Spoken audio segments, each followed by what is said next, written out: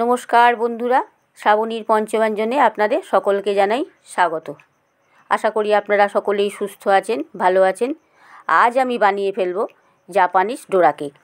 এই কেক বাচ্চাদের ভীষণ প্রিয়, কারণ এই কেক ডোরেমনের পছন্দের খাবার। আজ আমি খুব সহজ পদ্ধতিতে এই কেকের রেসিপিটা বানিয়ে আপনাদের দেখাচ্ছি। এখানে আমি ওরিও বিস্কুট দিয়ে কেকটা বানিয়ে ফেলব। চলুন তাহলে আর দেরি না করে শুরু করি। এখানে নিয়ে নিয়েছি 10 টাকা দামের দুটো ওরিও বিস্কুট। বিস্কুটগুলোকে এখন আমি একে একে বার করে নেব।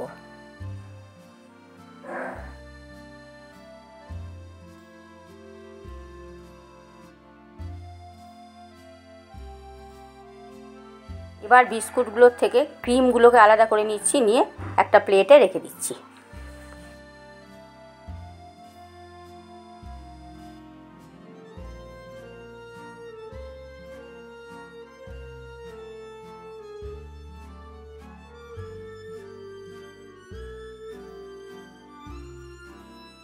এবার বিস্কুটগুলোকে টুকরো করে ভেঙে নিচ্ছি।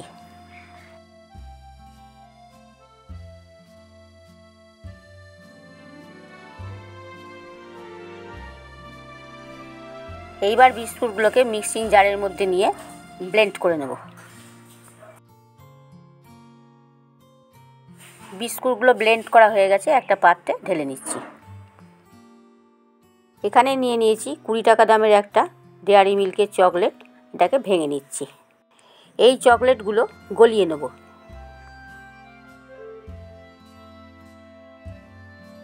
গ্যাস অন করে একটা পাত্রের মধ্যে চকলেটগুলো দিয়ে বসিয়ে দিয়েছি। দেখুন চকলেটগুলো গলাতে গিয়ে কীরকম শক্ত হয়ে গেল আর একটু টাইট হয়ে গেল। অবশ্য এতে কোনো অসুবিধে হবে না। এখন বিস্কুটগুলোর মধ্যে দিয়ে দিচ্ছি 10 টাকা দামের একটা আমুল স্প্রে, আর দিয়ে দিচ্ছি ওই গলানো ক্যাডবেরিটা। একটু কুসুম গরম দুধ নিয়ে নিয়েছি, এর মধ্যে অল্প অল্প করে দেব আর ব্যাটারটা তৈরি করে নেব।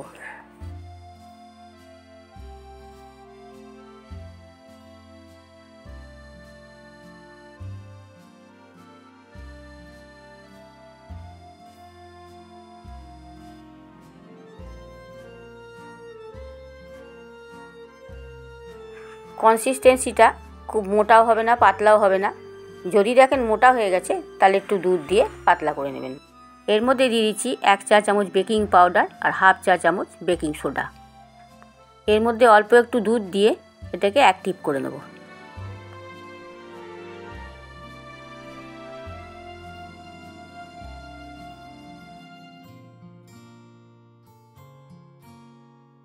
আর এর মধ্যে দিয়ে দিচ্ছি 2 ফোঁটা মতন ভ্যানিলা এসেন্স দিয়ে ভালো করে আরেকটু মিশিয়ে নেব।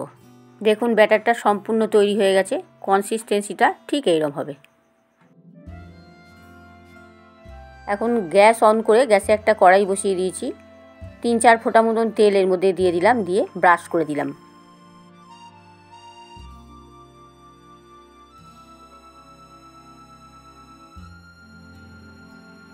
এবার এর মধ্যে 1 হাতা মতন ব্যাটার দিয়ে দিচ্ছি।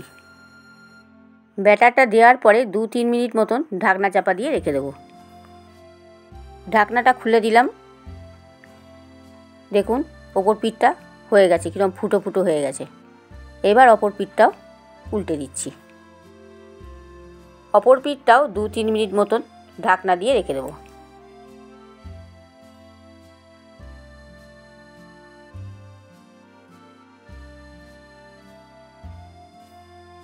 ব্যাস হয়ে গেল একটা প্যানকেক। এইভাবে বাকিগুলো করে নেব। 10 টাকা দামে দুটো ওরিও বিস্কুটের প্যাকেট দিয়ে আমার 4টে প্যানকেক তৈরি হয়ে গেছে। আপনারা যদি বেশি করে ওরিও বিস্কুট দেন তাহলে আরও বেশি প্যানকেক তৈরি হয়ে যাবে।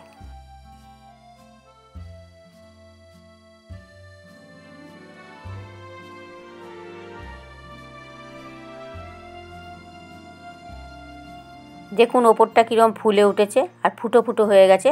তখনই উল্টে দেবেন অপর পিঠটা।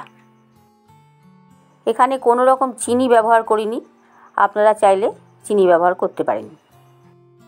দেখুন কি সুন্দর বেক হয়েছে। যে ব্যাটারটা তৈরি হয়েছিল সেটা এমনি থেকেই মিষ্টি।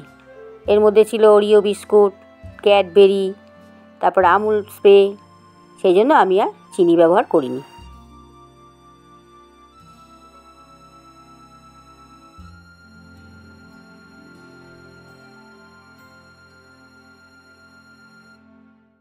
এবার যে ক্রিমটা আলাদা করে রেখেছিলাম সেটা অল্প একটু দুধ দেব, দিয়ে ভালো করে ফেটিয়ে নেব।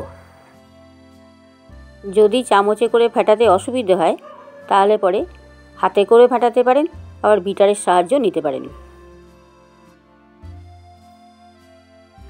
দেখুন ফেটানোটা হয়ে গেছে।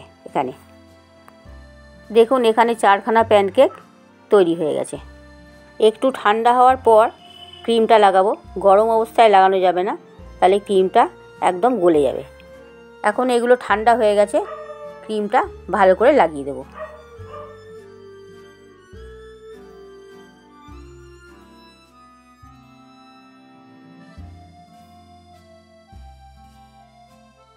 একটা সাইডে ক্রিমটা ভালো করে লাগানো হয়ে গেল।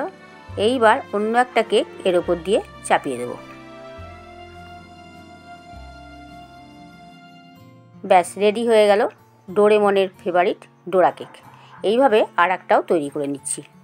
এইভাবে জাপানিজ ডোরা কেক বাড়িতে বানিয়ে ফেলবেন, বাচ্চাদের দেবেন, নিজেরাও খাবেন, দেখবেন ভীষণ ভালো লাগবে। খুব কম উপকরণেই এই কেক তৈরি হয়ে যায়। বাড়িতে থাকা কয়েকটা উপকরণ থাকলেই হয়ে যাবে এই কেক তৈরি। এই কেক খেলে আপনাদের তো ভালো লাগবে, বাচ্চাদের তো অবশ্যই ভালো লাগবে, আপনাদেরও তার সঙ্গে ভালো লাগবে। এইভাবে ডোরা কেক বাড়িতে এক্ষুনি বানিয়ে ফেলুন, অবশ্যই ভালো লাগবে। ভালো লাগলে একটা লাইক করে দেবেন, অনুরোধ রইল আপনাদের কাছে, সকলের কাছে শেয়ার করবেন। আর আপনাদের কাছে অনুরোধ রইল আমার এই চ্যানেলটা অবশ্যই সাবস্ক্রাইব করবেন, পাশে থাকা বেল আইকনটা ক্লিক করবেন, যাতে সমস্ত রকম রান্নার নোটিফিকেশন আপনাদের কাছে পৌঁছে যায়। দেখুন কেকটা কি সুন্দর সফট হয়েছে আর ভেতর থেকে কীরকম জালি কেটেছে।